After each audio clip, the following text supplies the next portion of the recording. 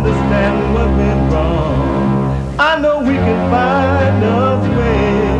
I know we can find a way. I know we can find a way to stand up, stand up, stand up. I know we can find a way. I know we can find a way. We have one white person in the audience, and I caught him in the green room eating all the food. And that was Kent. I won't say who it was. Welcome to the program. My name is Jesse Peterson. Today is the fifth year, the anniversary for Bond, the Brotherhood Organization of a New Destiny. And so today we're going to look back on the history of Bond and talk about it, sort of talk about what we've gotten from it over the last 5 years. And first I want to tell you who I am and what we are about. And then I'm going to go around the audience, the room here, and ask some people some questions about Bond and about life and about what we are about. I am the founder and president of Bond, the Brotherhood Organization of a New Destiny. And the purpose is to rebuild the black community by rebuilding the black man. We're somewhat trying to change that a little bit, the name, the motto, because we find that most men, if not all, but most, need rebuilding. They're very weak. And if you look at society now, you see that women are taking over, not only in the home, but in the government and the workforce. And there's something wrong with that. We are going to get worse if that doesn't change. So Bond is dealing with those issues. Our purpose is to rebuild the man. Over the last 30 to 40 years, black men have not been in charge of their families. They have not been in charge of their own lives, in charge of their community. And as a result, we're in a mess. We're in a mess. And so what Bond is doing is looking at those issues, looking at those problems, so that men can begin to take a look at themselves, that they may begin to overcome. It is a sin to have a leader. It is a sin to have another man, another person, whether female or male, in charge of your life. And black men are known to have leaders, whether it's ministers or politicians or their woman, whether it's their wife or their mother or their girlfriend, or somebody is in charge of their lives, and they're not in charge of their own life. And that is a sin. And as long as we live that way, we will never get over. It's not going to change. It doesn't matter how much money the government gives us. It doesn't matter how much they love us. Affirmative action won't change it. We can screw all the white women that we want. That's not going to change it. It is not going to change until we realize what is wrong and begin to overcome. We have a leader within us, and it's that leader that we need to follow. Bond has an entrepreneur program for the youth. We have a mentor program. And tonight you're going to meet some of the people who are involved in those things. What else? We're 5 years old today, and today's date is, what's today's date? 10th. What's the month? February 10th, 1995, and I'm not here. So we are celebrating. And I want to try and give you tonight a better idea of what we're about. We have gone through a lot. We have had our phones tapped. We have been threatened in many ways. I had a radio talk show here in Los Angeles on KTYM in Inglewood, and I was banned from the show because black people were mad at the truth. The ministers and the black women were very upset because what we were saying about them, and so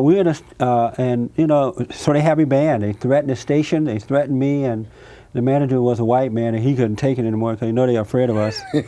So he just said, look, Jess, I'm sorry, I love you, you're right in what you're doing, but I can't take it. I'm now hosting a radio call-in talk show in Oregon. We have 3 chapters of Bond now, one in Los Angeles, one in Montgomery, Alabama, and another one in Oregon. We're going to start one in 1995 in Indiana and one in Washington, D.C. We are moving like wildfire. We cannot be stopped. And the reason that we can't is because we're speaking the truth. And you can't stop the truth. It won't stop. We try and live, not try, but we live what we speak. A lot of black ministers, they lie. They don't live what they speak. And we know it. We've grown up with it. We know many cases where preachers go to church on Sunday morning and preach from the Bible and go home and have dinner at the family house and screw the woman, and we know about it. What else we know that's wrong? Black men are on welfare now. You can get welfare if you're a drug addict, in case you didn't know about that. You can get up to $300 and food stamps and money. And all this stuff is destroying us. We need to take over. I come from somewhat of the same background. I didn't have a father in the home. I was raised by my grandmother and my mother. I was very weak up until the age of 37. I was into sex, drugs, lies, and video games up until the age of 37. And then one day I realized I need to take hold of my life. This is not the way a man should be. I should set the standard. And I began to look at what went wrong, and I realized that it was because I didn't have a father in the home. I resented my father, and as a result of that, I was very emotional. I was out of control, and I thought through drugs and sex and women and lies that I would somehow or another find peace in my heart. It didn't work. It didn't work. I had to forgive my parents. And my parents, they wasn't bad parents. If you look at my mother, she's very normal. She goes to church. My dad is a minister, and my mother would kill me if she knew I was talking about this on TV. My dad is a minister. So they look normal, just like any other black person that goes to church. They go to church and they praise the Lord, they talk about the Bible, and they go home and they're impatient with their children. They're sleeping around with everybody. They're married to weak men.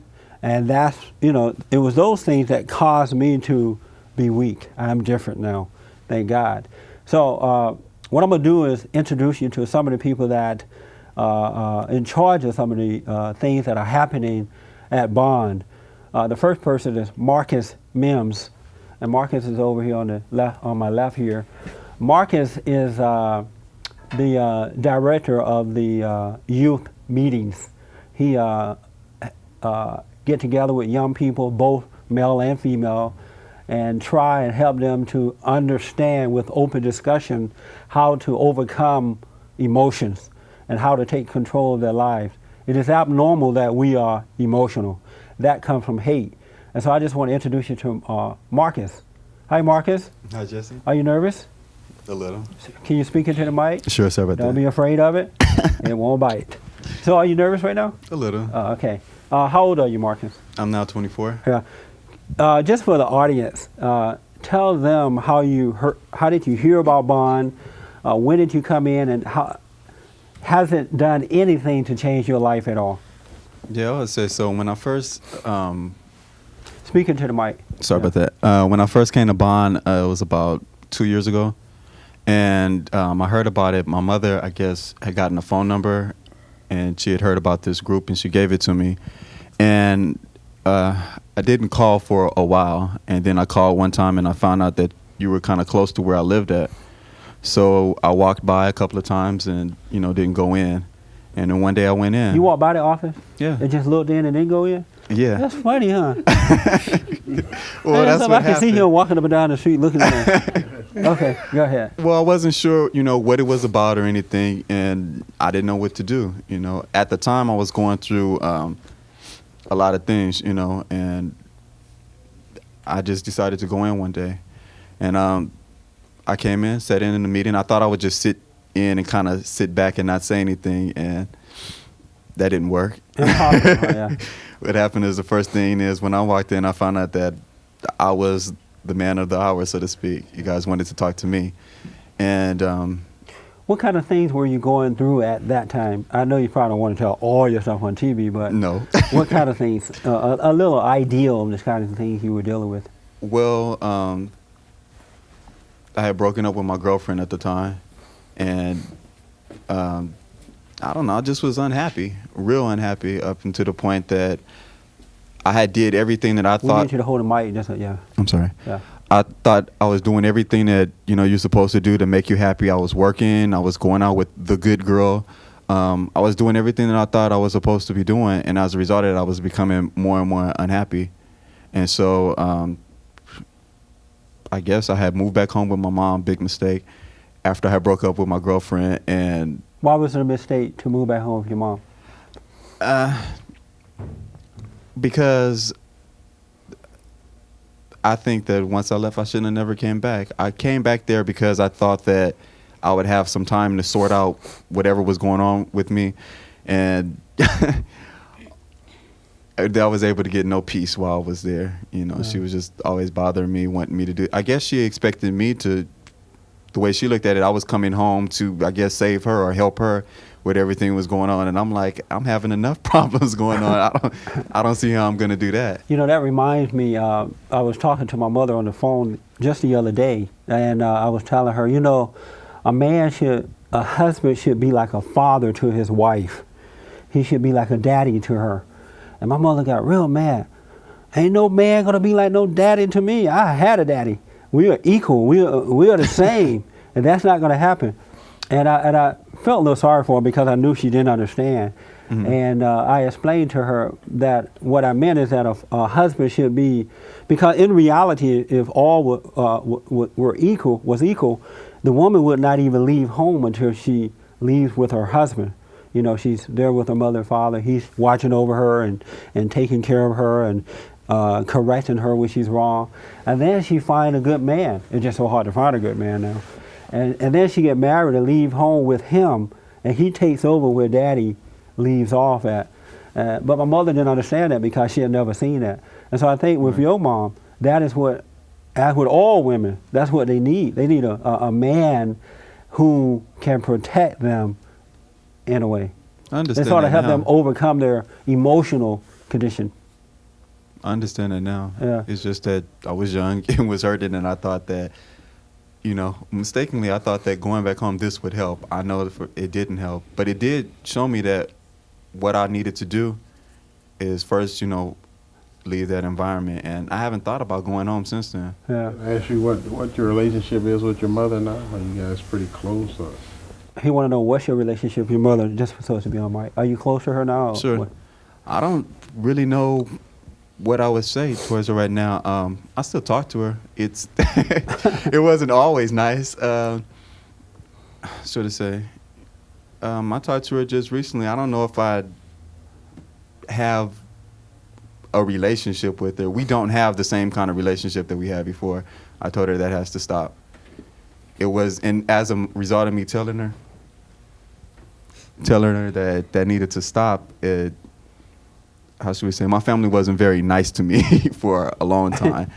And let me just say, how are things with you and your dad? They're a little better. I speak to them a lot more than I used to. So Marcus, what is your impression of Bond, and are you better now with life? Your impression of Bond is what? It's a good environment. When I first came there, I didn't want to really live anymore. I thought I wanted to commit suicide by the time I was around 19, because I figured if everything that I knew about life, if this all life has to offer, I don't want to live anymore. Yeah. That's pretty much where I was at when I came. Amazing. Isn't that something? Yeah. That is something. And so do you want to live now? Sometimes.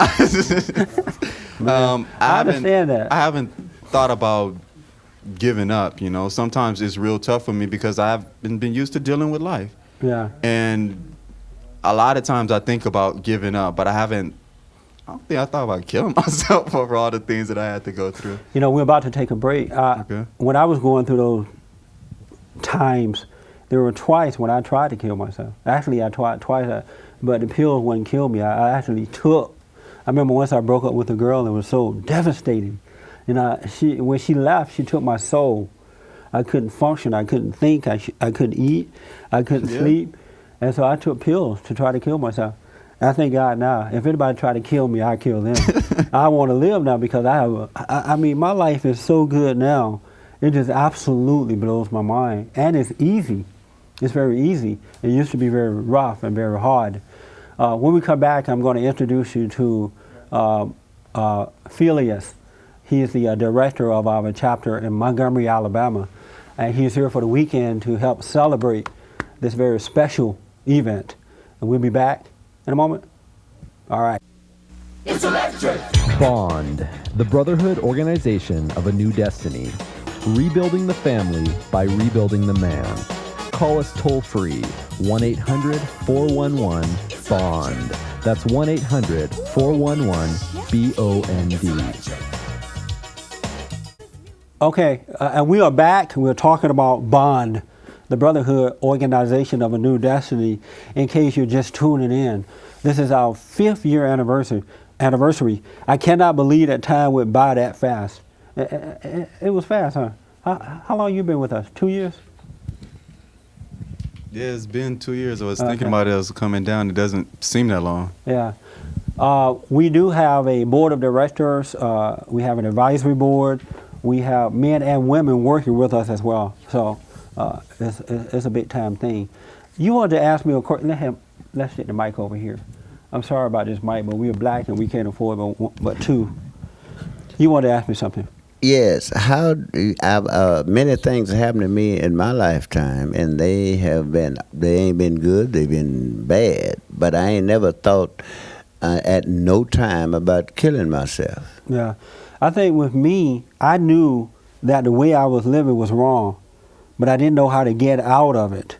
And Stop doing what you're doing. But I couldn't stop either. What you mean? Let me tell you, I wanted to stop, but I couldn't stop because my self-esteem, that void that I had in my life, it was nearly driving me crazy. So I would try to use something to try to fulfill it, and whatever I used could never fulfill it, and I would try to get more and more of it. And so whatever I got with a woman, she became my life. She became it for me. Well, I gave my soul to her, and when she would take it away, it left an emptiness that nearly destroyed me. Well, I don't blame the woman from leaving. She must have been sick when she picked you. Why is that?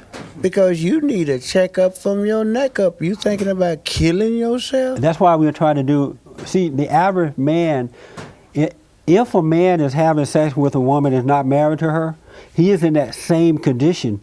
He just doesn't know it until he tries to give it up. When he give up what? Having sex before marriage and using a woman in that manner. The average man is in that condition. He's just not aware of it. Because every time he pull away from it, he get the pain and the anxiety. But what he does, he get another woman so that he don't have to deal with the pain of not being able to stand alone and be alone. Oh, I agree with that part of it. But now, it's about this.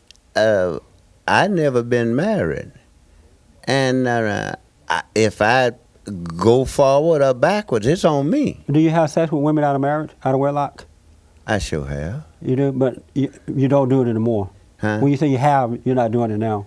Yeah, if I find one that I want, I'm not married to her. You would do it? Yeah. Well, see, that's what the problem is. First of all, what kind of problem is that? It's a sign of a weak man, a man who is not able to stand on his values and principles and live by that and honor that, and then wait until the proper time to get married and the proper time to start his family. That is a problem. At 65, it's a little bit late to try to start a family, ain't it? I don't know about that. I mean, if you live right, you can have. If you live right, you can have kids at 100.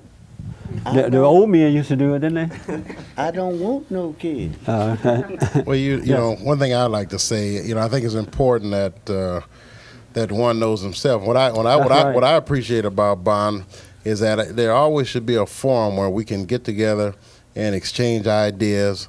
And for me as a man, and a lot of men that I know, this machismo thing, this macho type thing is something that really prohibits oftentimes a man from really sharing feelings that he has. Yeah. And you find that you find yourself involved in a number of shallow relationships. That's right. Both with men and women. Absolutely. Shallow endeavors and whatever it is you may decide to do.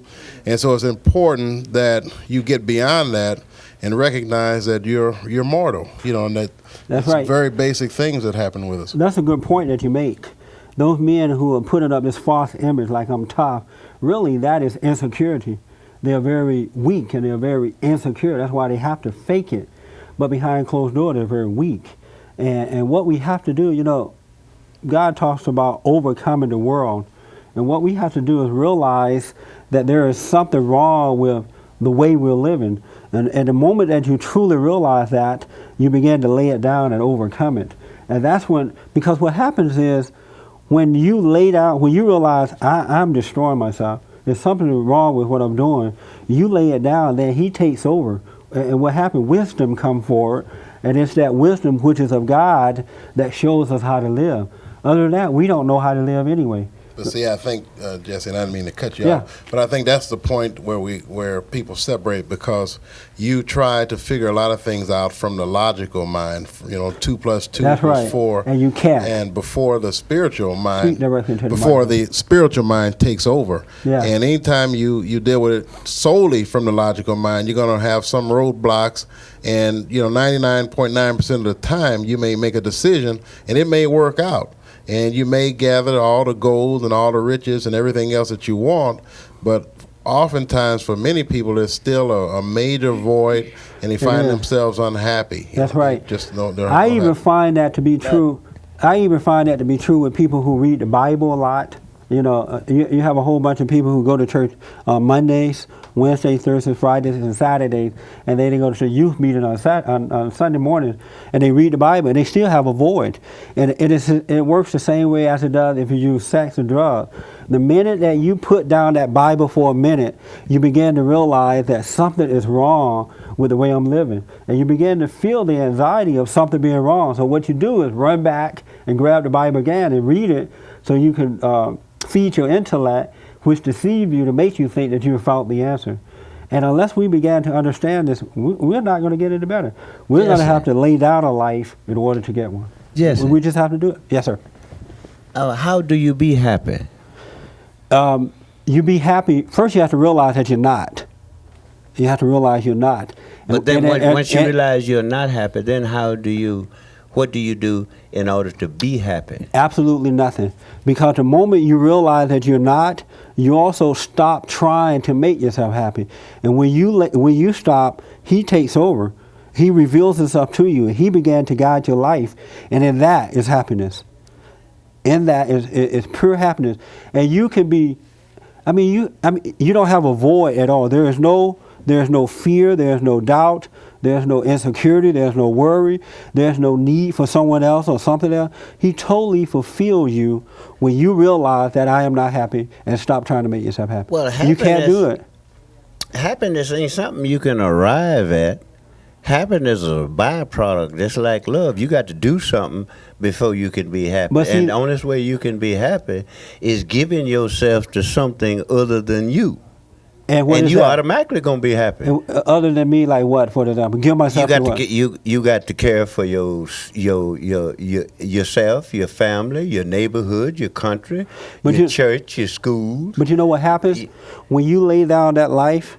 When you stop trying to do it yourself, then he takes over, and you are compelled to take care of to love your neighbor as yourself. You are compelled to give to others and do the right thing, and you do it in a non-selfish manner. You don't. As a matter of fact, you don't even you expect nothing from it, and you do it without expecting someone to glorify you for it. That all comes with happiness. That's what make you happy, is by giving our leadership to another man, the younger generation. In other words, by you doing what you supposed to do, by giving and respecting and helping. I have to introduce feelings. Humanity. Let me just say this: you're right in one way, but wrong in another one. A lot of people are doing that. A lot of people are saying that I'm helping somebody. If you ask the average person, they would tell you, yes, I help, I give, I feed the homeless, and I take care of my kids. And they're doing it selfishly. They're doing it to find happiness, and that is the wrong way to do it. You will find a moment, a temporary happiness, but you won't find true happiness. That's gratification, but true happiness is if you ain't happy on your way home, you won't be happy when you get home. I don't know what you mean by that. Happiness is the way. Oh, that's the reason why it ain't no way to happiness, because happiness is the way. If you ain't happy in what you are doing, just like my business. I don't get tired in my business because I enjoy what I do. Yeah, I understand what you mean by that, but my happiness does not, yes, I'm happy being able to work and take care of myself, but my happiness comes from seeking first God and His right way. That's my pure happiness. I'm telling you, and everything else is a result of that. Everything else is a result of that. Everything else is natural. Because I have Him first now, and nothing or no one else before Him, I take time to be, everything else just sort of come to me. It just happens. And so it's the byproduct of seeking Him first. Oh, you know what? Are we out of time for this first hour? Oh, half hour? That is terrible.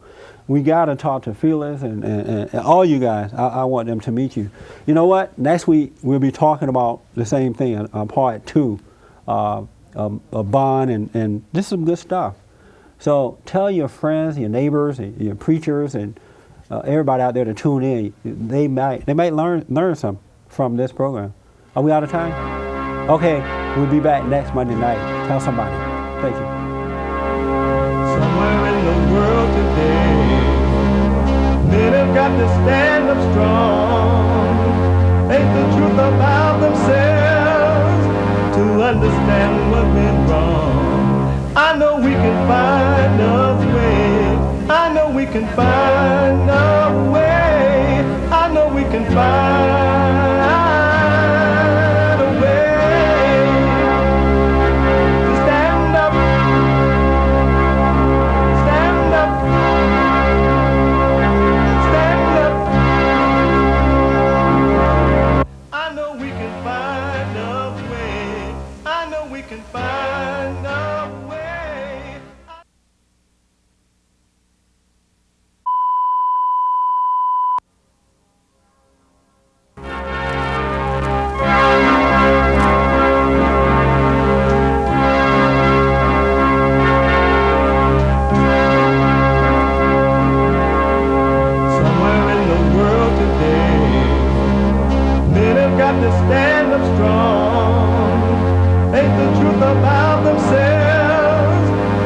understand what went wrong. I know we can find a way.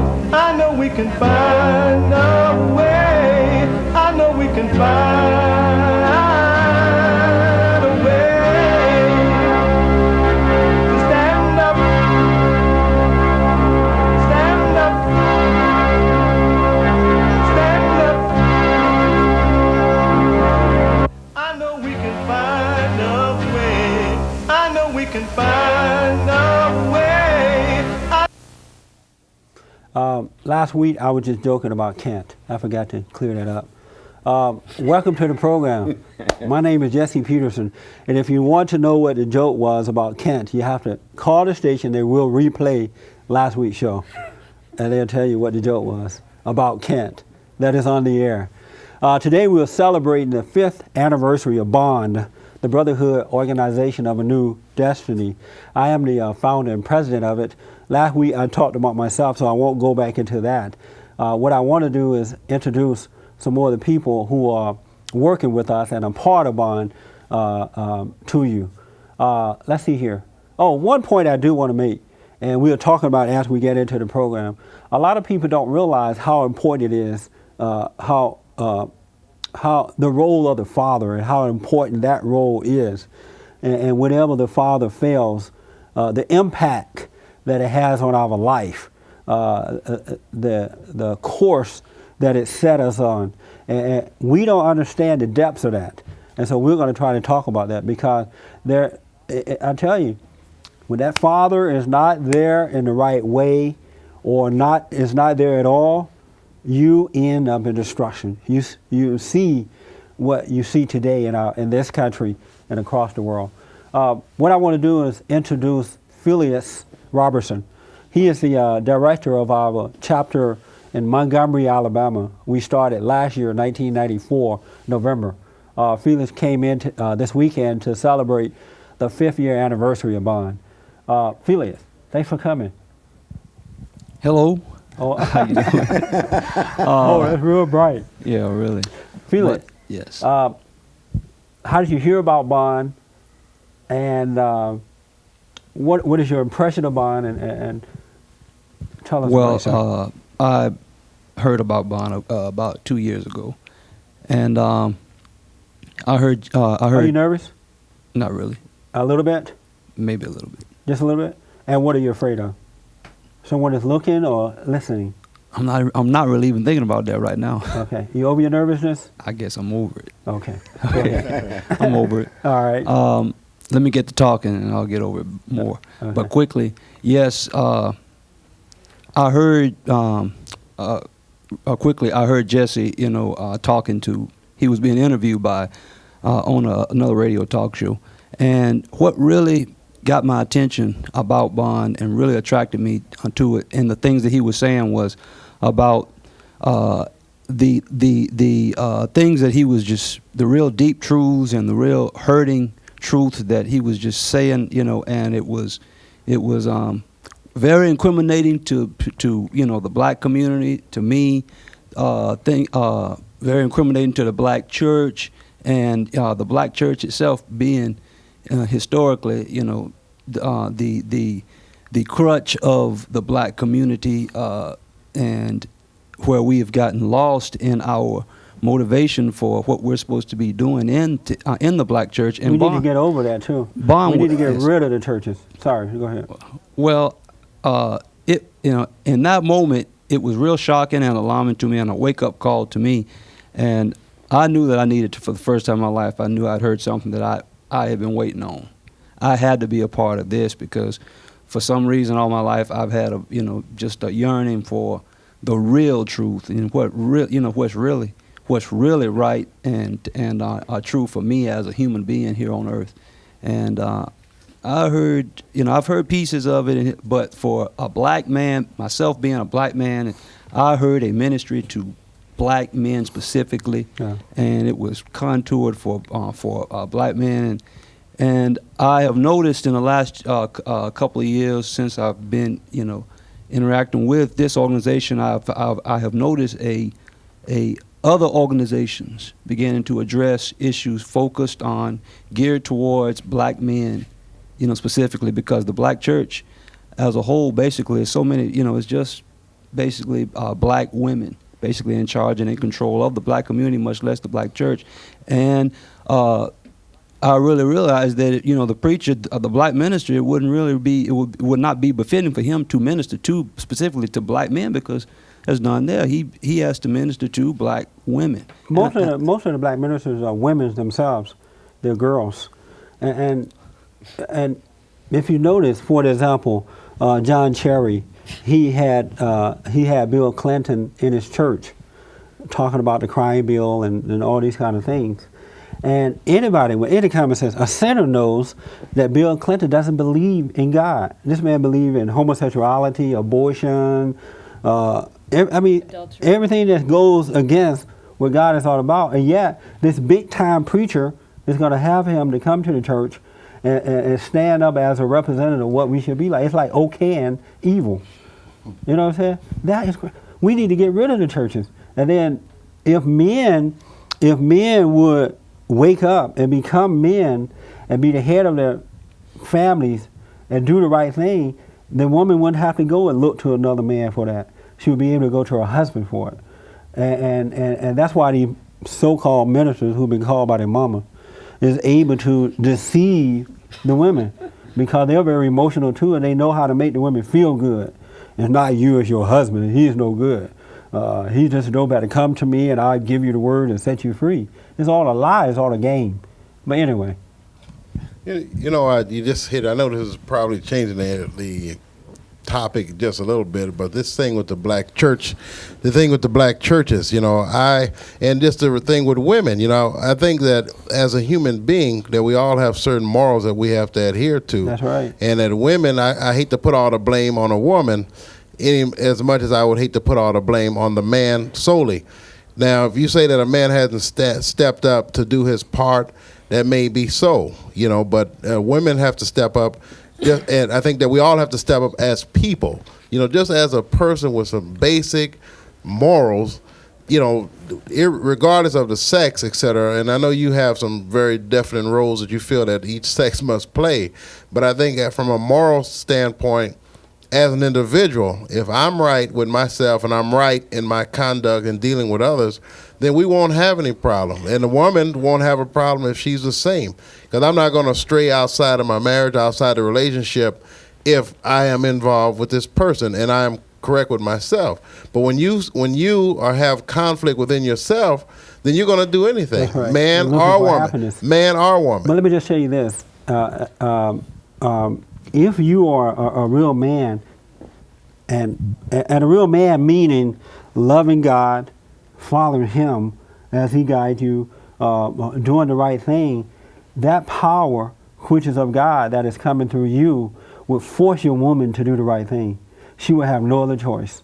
But if you're a weak man who is looking for sex and looking for her to make you feel good, looking to her to make the decisions and things like that, then you're going to have the chaos and confusion that you have right now. But women can only destroy if a man is weak. And it's not her fault. It is your fault or the man's fault that he's weak. It is not her fault at all. She needs that power of the man to calm her down, to cause her to go the right way. And then the second part of this our statement. Yeah, then we need to get to David. And I'll pass this on. Was just the church. I'm looking for anyone else to respond to this, and that's the responsibility of the church. If you drive, I'll just give you a street here. I don't know if many of you are familiar with Broadway, which is a major thoroughfare within the city, but say from Vernon Avenue on the north to Imperial Highway on the south, I would estimate that you would pass over 1,000 churches. No, really, at least. I believe that. At several hundred churches. You could drive from Slauson on Hoover, from Slauson to Manchester, and you see nearly 20 of them on every corner. Catholic, whatever, Baptist, Holiness, all kinds, right across the street. And yet crime is high. Everybody, they mama on drugs. Wait a minute, look. Nobody got no daddy. You know what? Why would you be looking for the churches, anything? I think you shifting blame. When you talk about how many churches there, it doesn't matter how many churches there. They just like lamposters. They are not doing anything. So what you have to do is you see what is wrong and stop thinking about what the preacher's supposed to do and figure out what you supposed to do. If you see so much that preacher ought to be doing, you ought to figure out something you can do where you at to make things better. And then you won't have to go around counting churches. It ain't about what the church do, it's about what you do. That's why we want men to wake up. Let's do this real quick. So Felix, did you want to add anything else before we go to David? I want to introduce David and Ken and everybody. So that's it? Sure, that's it. Well, I'm glad you came all the way from Alabama to say that. I can say more, but no, yeah, David. We have an entrepreneur program at Bond as a part of our what we were doing, and the reason that we started that because we found that there was a lot of young people who would like to start a business, but they don't quite know how to get it going. They're not sure what to do, and I used to be the same way. I wanted to do things, but I didn't quite know how to take that first step. So what we've done is we rent buildings, and the young people with ideas, they come in and they set up their businesses, and they do everything that it takes to run a business, and all we do is oversee. Mm-hmm. They have to get the clients, they have to get their own merchandise, they have to pay their rent, they have to pay utilities. They do everything, and we just watch over them. And David not only is a part of that program. And David, can you tell us, how did you come into Bond and what kind of business you have and stuff like that? And you have to speak into the mic. Okay. First of all, I'm a little bit nervous, but why are you nervous? Why? Because I've never been here. Are you nervous at every new place? Only when I don't know people. Okay, this is Kent. You feel better now? Okay. Anyways, All but right. I'm 29 years old, and I met Jesse like 2 years ago. And at the time, I had like ideas of starting my own new business, but I didn't have the confidence to do it. Right. Matter of fact, I didn't have hardly any confidence at all. And what turned out is that he basically gave me an opportunity to start my own business by providing some space. But like he said, it's all up to the person to do their own work. They give us the advice. The advice is free, but you know, you have to do all your own work for it and so forth. And what kind of, tell us about the business you have. What kind of business you have? And stuff? I've started a Laserdisc rental store, and it's the only one in the area. Can I tell him where it's at? Yeah. Uh-huh. This is in Grants Pass, Oregon, because he has a bond office up there. And I've had it now for 1 year, and it's doing well. It's been growing, and I'm quite happy with what's turned out so far. You know, it's really amazing to see what young people do once they drop that emotion, and because you got to learn how to deal with life. You have to deal with life, and it's fun dealing. Sometimes it's hard. Sometimes you say, "Oh Lord, why you have to do it like this? Why can't it be?" But it's fun dealing with it and overcoming it. And it's so amazing how when young people understand that, and they begin to say, "Well, look, I got to stop wimping. I have to start whining, and I have to get up and do it."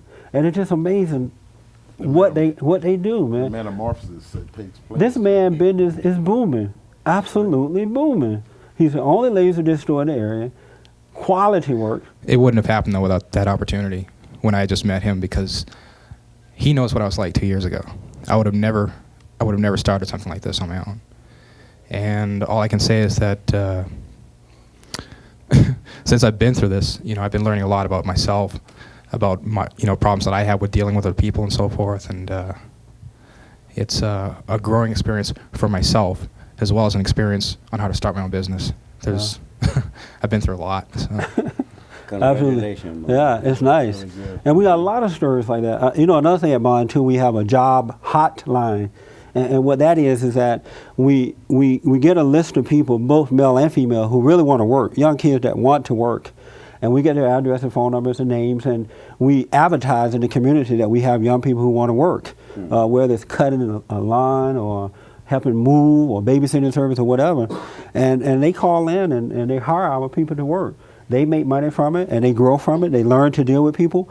And some of them go on to start their own business, even from, you know, from doing that. It's just amazing. I tell you, if we can lay down this old stupid emotion and stop taking things so personally, like the world owed or something, and everybody's going to treat us nice, we can get on with life. We can get on. To hell with people. We just don't care what they say, you know. We can really get on with life. Yeah. I was going to say, I think that somehow people are actually taught to believe like the world owes them something back. They're brought up like that.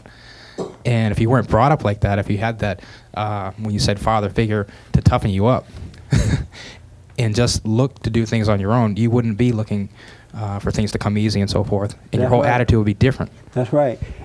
If life come easy, you would never grow into your manhood or your womanhood. There's no way to grow. It have to be challenging so that you can overcome the world. You know, Jesus talked about the same thing. He said that we have to overcome the world.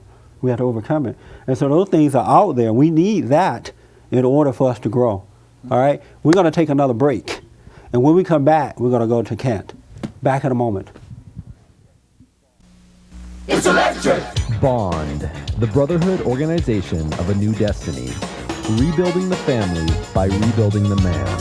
Call us toll-free, 1-800-411-BOND. That's 1-800-411-BOND. Okay, we are back and we're moving on.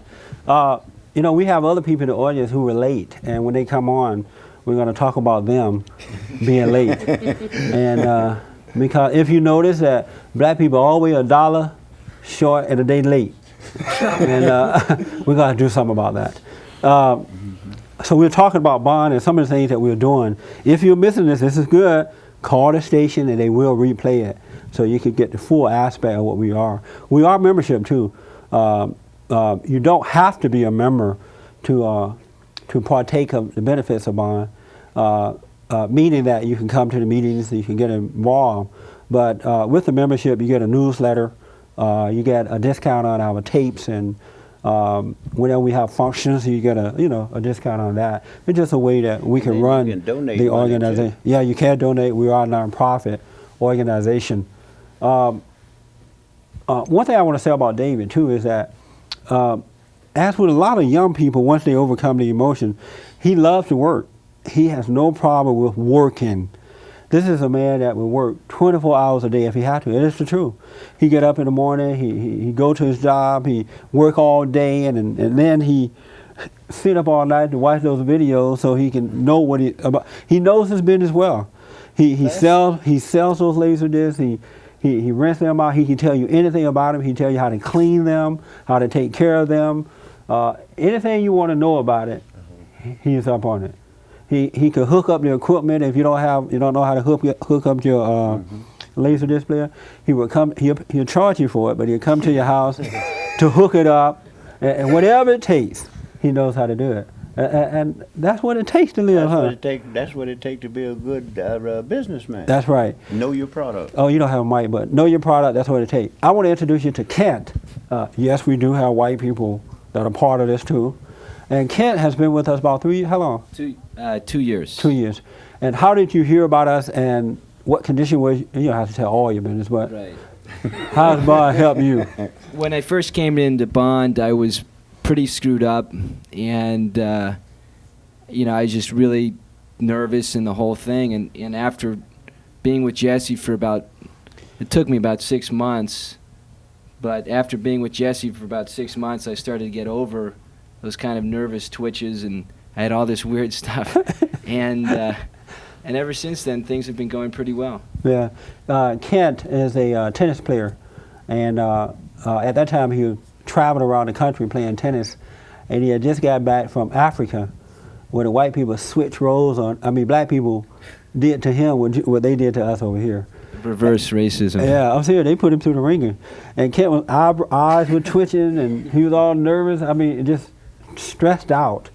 And at that time he was about to graduate from USC, and so he was under pressure with school, and things wasn't that good at home, even though they weren't that bad, but they wasn't that good. But he's changed, overcome that, right? Yeah, absolutely. My relationship with my parents when I first met you was pretty low. We didn't talk too much, and after being around you, I started to open up to them, and now we have a real relationship. Yeah. And now it's fruitful. One thing about parents, a lot of people think that they can go, either they hate their parents and don't have anything to do with them, or if they forgive them, they don't have. You can enjoy your parents. Mm-hmm. You don't have to abandon your parents, My parents, we have a good relationship now. My mother doesn't agree with me, but we still have a good relationship. I can talk to her. I have fun with her and my dad. We play, we just have fun. But I still don't agree with certain things, and that's just the way it is. But I don't hate them, and I don't run away from them or dog them out now, because I have a better understanding about life, and I realize that they don't understand. God forgive them. Anything else you want to say? I do want to say something about Jesse, because a lot of people mention my name. I'm real dumb. I am not smart at all. I'm not dumb. Very. Yeah, very dumb. But what happened is, I know that I'm dumb, and it's good that I'm dumb. Because what happened is, I won't go through the rest of my life trying to figure my own life out. I won't go through the rest of my life trying to solve my own problems, making a fool out of myself. And so as a result, God is working through me. His wisdom guides my life, and He directs me. He shows me what to do. He tells me how. He opened up doors for me. I don't have to be smart. That's fine. His intellect is greater than mine, or that of the devil, because I don't have one. But I just want to say that I'm not that smart. Let's introduce Rhonda. Rhonda Cox is working with us on our, I guess, what do you do? What do I do? A bit of everything, though. Wherever I can help. Yeah, she worked with the TV program. She helped get information out, newsletters, and just whatever. Her kids, her husband. The woman in the church role. Yeah, that's right, because we will not let a woman be over us. But anyway, how did you hear about Bond? What are your impressions of Bond? And I came to Bond because trying to understand my relationship with my husband and trying to work out things with my children, especially my son. And I could bring him to the group meetings, and someone could talk to him because he was going through a lot of changes at the time. And I wanted him to be straightened out, of course, which means that I have to be straightened out. But I didn't know that at the time. Yeah. And That's hard, too. It's hard to straighten out a woman. Ooh. It'd take at least 50 years, so don't worry. Okay. So I'm still straightening out, and he has straightened out a great deal because I've let my will go and let his father come in. Absolutely. And that's hard, too. That's very difficult to do, Rodney, but I see that it's important. Give us some example for the women who are thinking, this is that crazy woman up there talking about she let her husband do it. What do you mean by you let go and let your husband take care of it? Well, I see my son as, I want him to be a man, and I'm not a man, so I can't raise him to be a man. But I still want to be in control in a sense, and so I see as the more I try to be in control, the more he resists. And because of that, we have a lot of conflict. And as I've let my husband, even though I really didn't have the confidence in my husband to do it, and I don't know if that's a woman trait or not, but it is. Sometimes if you don't trust that your husband is doing the things that you want him to do or doing it the way you want him to do it, then you won't have that trust in him, so you still try to take over. Yeah. And so even as I do that, I still have problems, and so I had to let it go. And you can't, I mean, is there something that a woman can't help? Is there something inside they're saying? It's got to be the nurturing part that you've had this child. You know this child before your husband knew this child. From your womb. So you have that with you, and I'm sure that's with you for life. But if you get older and you see that your child needs someone to be over, and there's a difference in the male psyche and the woman's psyche, and they respond better to that. Yeah. You know, as a matter of fact, that's what men are trying to overcome, or they need to overcome, is that female spirit, that identity that comes. You know, God talked about how man is born of the flesh and then of the spirit. Yes. He's born through the woman, so he has her identity because he's coming through her. It's very weak. But after suffering for a while and realizing something's wrong, he repent of that, and then he take on the Spirit of God. That's so beautiful. It is. But a lot of men go through life never doing that, though, because they don't understand it. That's true. Yeah. I do want to say that no one up here is on welfare. Everybody is working for themselves. They have their own business. No one up here is on welfare. Isn't that nice? It is. That's nice, huh? It is. Yeah, everybody here, Phileas you have your own business, right? A barber. David has his own. Marcus is employed. Kent is, what are you doing? I teach tennis. Oh yeah, that's right. He teaches tennis. And he's going to law school this next semester. This fall. Right. This fall, he's going to law school. And Rhonda has her own business. You and your husband, right? Yes. Yeah. Mortgage business. Yeah, see there? You can make it in this society. Okay, let's talk to Dora. How did you hear about us, Dora? At first I heard you on the radio, Jesse. And I want to say, if you want a shoe shine, I'll be over there tomorrow morning for a shine for the dinner tomorrow night. I need a shoe shine. The best in town. Thank you. Yeah, go ahead. Thank you. How did you hear about us? I was turning the dial on the radio, and I heard you was just going off the air. And I really appreciated what you were saying. And then you gave a number. I was wondering, was you going to give a number, and you did before you went off. So I taken the number down, and I called you and left my number, and I wanted to, and I thought that you wasn't going to call. And eventually you did call. And what you was said that you wanted to do, this is my idea of, and I wanted to be a part of it because I know that it would work. Yeah. And then when I did get with you, it really did come together. And I appreciate what you're doing, and that's the reason why I don't participate as often as I should, but as much as I can, I Absolutely. do. And I tell as many people and bring as many people as I can to let them know about you, because you're doing a beautiful job, and I really do appreciate what you're doing. All right. And the results of it is, and that's what I thrive on, is results. Absolutely. And I see the results of what you're doing, and everybody that are that see this show, if it's any way possible, if you got some $1, $2, $3, $5, $100, $1,000, whatever you can afford to send, I would appreciate it that if you'd send it, because it's for a worthy cause. Look at the people around here. Somewhere in the world today, men have got to stand up strong, face the truth about themselves, to understand what went wrong. I know we can find a way. I know we can find a way. I know we can find a way to stand up, stand up, stand up. I know we can find a way. I know we can find a way.